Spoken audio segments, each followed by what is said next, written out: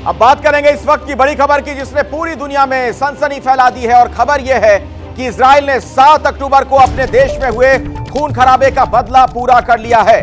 पिछले 9 महीने से बदले की आग में झुलस रहे इजराइल ने आज तड़के हमास चीफ इस्माइल हानिया को ढेर कर दिया।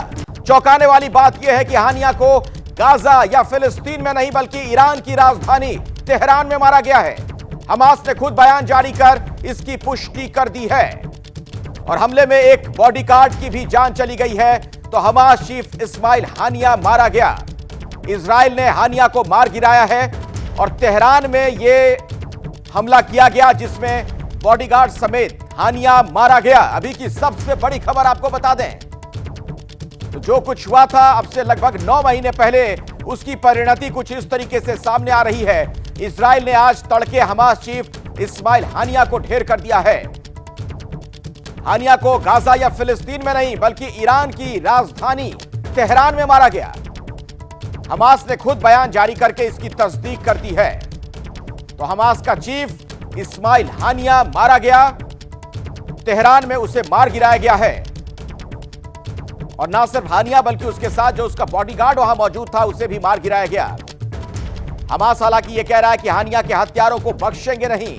यानी आप समझ सकते हैं कि जो ये तनाव है और ज्यादा आगे की तरफ बढ़ता हुआ नजर आ रहा है। हमास चीफ इस्माइल हानिया को तेहरान में मार गिराया गया है। तो जिस तरीके से इजराइल में घुसपैठ हुई थी, वहां पर लोगों पर हमला किया गया था, आप देख रहे हैं उसका बदला किस तरीके से इजराइल ने लिया है। पिछले काफी दिनों से युद्ध की स्थिति बनी हुई थी और अभी की सबसे बड़ी खबर यही है कि इजराइल ने आज सुबह हमास चीफ इस्माइल हानिया को ढेर कर दिया। और सबसे प्रमुख बात, खास बात, गौर करने वाली बात यह है कि गाजा या फिलिस्तीन में नहीं बल्कि ईरान की राजधानी तेहरान में इसे मार गिराया गया। मेरे सहयोगी अभिषेक उपाध्याय इसी खबर पर अधिक जानकारी के साथ मेरे साथ मौजूद हैं। और मैं दर्शकों को बता दूं कि अभिषेक खुद भी युद्ध क्षेत्र में गए थे, वहां से उन्होंने रिपोर्टिंग भी की थी। अभिषेक, क्या अपडेट है आपके पास? जी बिल्कुल, देखिए अभी तक जो जानकारी मिल रही है अखिलेश, उसमें 2 माध्यमों से जानकारी मिल रही है। पहला ईरान से, ईरान की जो रिवोल्यूशनरी गार्ड है उसने बयान जारी किया और उसने उस बयान में कहा है कि जिस बिल्डिंग में इस्माइल हानिया रुका हुआ था उस बिल्डिंग को टारगेट किया गया है, लेकिन घटना का एग्जैक्ट ब्यौरा अभी नहीं दिया है। अभी कुछ देर पहले हमारी ईरान का जो भारत में दूतावास है अखिलेश, उनसे भी बात हुई है। उन्होंने भी वही बात की कि अभी जो ईरान रिवोल्यूशनरी गार्ड का बयान है उसी बयान को आप मान करके चलिए कि हमारा आधिकारिक बयान है। जल्दी हम घटना का ब्यौरा देंगे कि किस तरह से ये हमला किया गया। मैं एक अहम बात आपको ये भी बता दूं कि इस्माइल हानिया कतर में बेस था लंबे समय से और वो ईरान आया हुआ था। ईरान के जो राष्ट्रपति हैं, नए राष्ट्रपति, उनके इनॉग्रेशन सेरेमनी के लिए आया हुआ था और उसके वहां से लौटने के बाद ही ये अटैक किया गया है। मोसाद की मोस्ट वांटेड लिस्ट में इस्माइल हानिया था।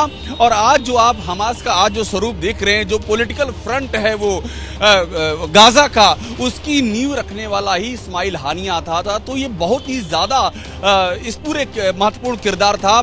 इजराइल और हमास के बीच में जो जंग छिड़ी हुई है और अभी हाल ही में जो गाजा पट्टी और इजराइल के बीच में अभी जो लड़ाई हाल में हुई है, जिस तरह से इजराइल पर अटैक किया गया था, उस मामले में भी इस्माइल हानिया की भूमिका संदेह के घेरे में थी। एक बात मैं आपको और बता दूं अखिलेश, इसके पहले उत्तरी गाजा में एक स्ट्राइक इजराइल ने की थी जिसमें कि इस्माइल हानिया के 3 बेटों को मार दिया था, 2 ग्रैंड चिल्ड्रन मारे गए थे। तो इस्माइल हानिया और उसका परिवार अरसे से इजराइल के निशाने पर था और उसी कड़ी में 2 बेटों के और 3 बेटों के और 2 ग्रैंड चिल्ड्रन की मौत के बाद इस्माइल हानिया को भी ठिकाने लगा दिया गया है। देखिए अभिषेक, महत्वपूर्ण बात यह है कि तेहरान में इसे मार गिराया गया, तो क्या यह कवर्ड ऑपरेशन था? क्या कुछ इस तरीके की कोई गुप्त जानकारी मिली होगी वहां एजेंसियों को और उसके तहत फिर इस कार्रवाई को अंजाम दिया गया होगा?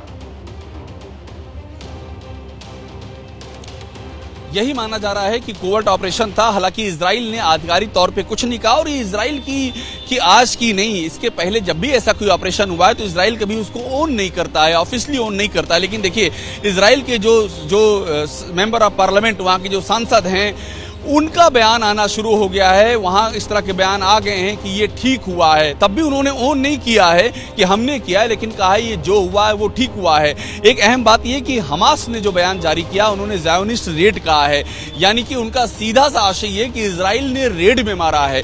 तो इजराइल इसको ओन तो नहीं करेगा, ये एकदम क्लियर है, लेकिन ये हर तरफ मामला जो है वो दूध की तरह साफ है कि इस मामले में जो एक्शन है वो इजराइल की ओर से लिया गया है। यही हमास कह रहा है, यही ईरान कह रहा है, लेबनान की ओर से यही बात आ रही है। और यमन, आप सोचिए, यमन जो हूती विद्रोही हैं, जिनकी लड़ाई बहुत दिनों से सुर्खियों में बनी हुई है, उन्होंने भी ये बयान जारी कर दिया कि ये बहुत ही गलत हुआ है। तो आप समझिए चौतरफा रिएक्शंस आ रहे हैं और सारी जो निगाहें हैं, खासतौर पर जो अरब मुल्कों की निगाहें हैं, वो इजराइल की ओर टिकी हुई हैं। बिल्कुल, और हमास चीफ को यूं तेहरान में मार गिराना जाहिर तौर पर पूरी दुनिया के लिए एक बड़ी घटना है। तनाव और ज्यादा बढ़ सकता है। इस खबर पर कुछ और जानकारी हमें मिलेगी तो आगे आप तक हम पहुंचाएंगे। फिलहाल अभिषेक, धन्यवाद आपका।